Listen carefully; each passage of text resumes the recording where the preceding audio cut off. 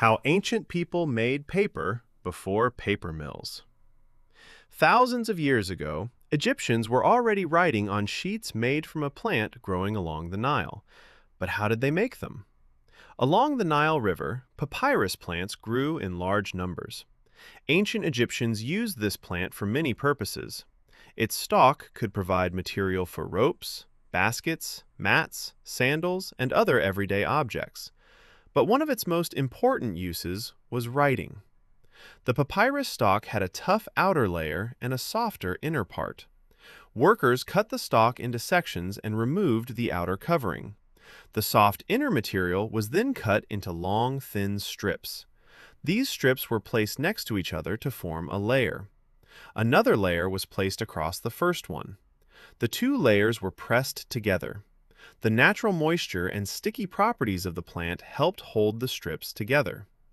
After pressing and drying, the material became a flat sheet. Several sheets could be joined together to create longer writing surfaces. Ancient scribes could then write on them using ink and reed pens.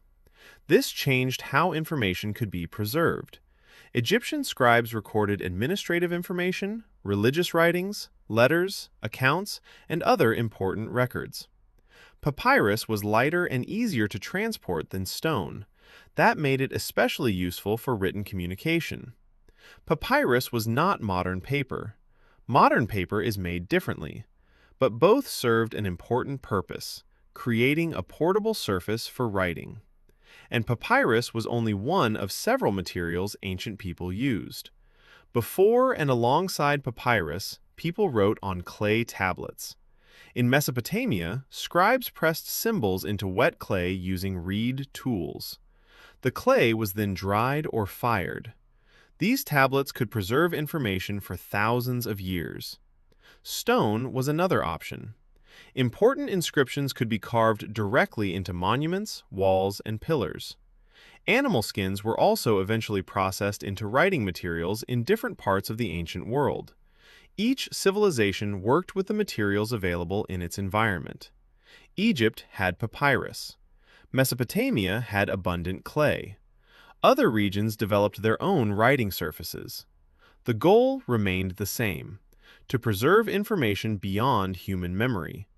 But making a useful writing sheet was only part of the challenge. The material had to be prepared correctly.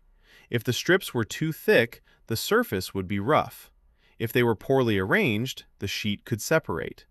The sheets had to be pressed and dried carefully.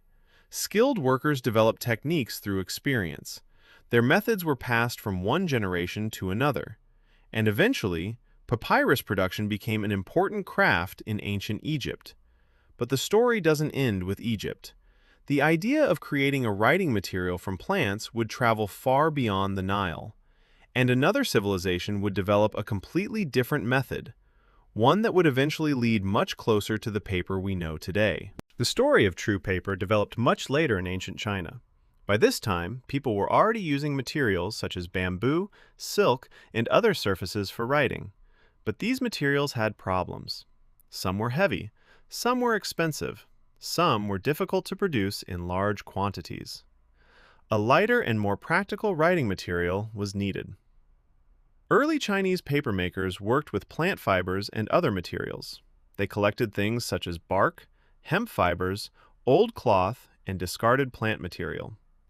These materials were broken down and soaked in water. The fibers were then beaten and mixed with water until they formed a soft pulp. A screen-like tool was placed into the mixture. When it was lifted out, a thin layer of wet fibers remained on the surface. The water drained away. The fibers stayed together.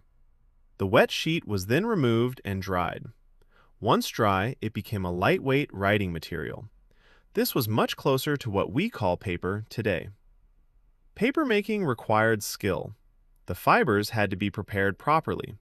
The pulp needed the right consistency. The wet layer had to be thin enough to form a useful sheet. Workers repeated the process again and again. Each sheet was made separately.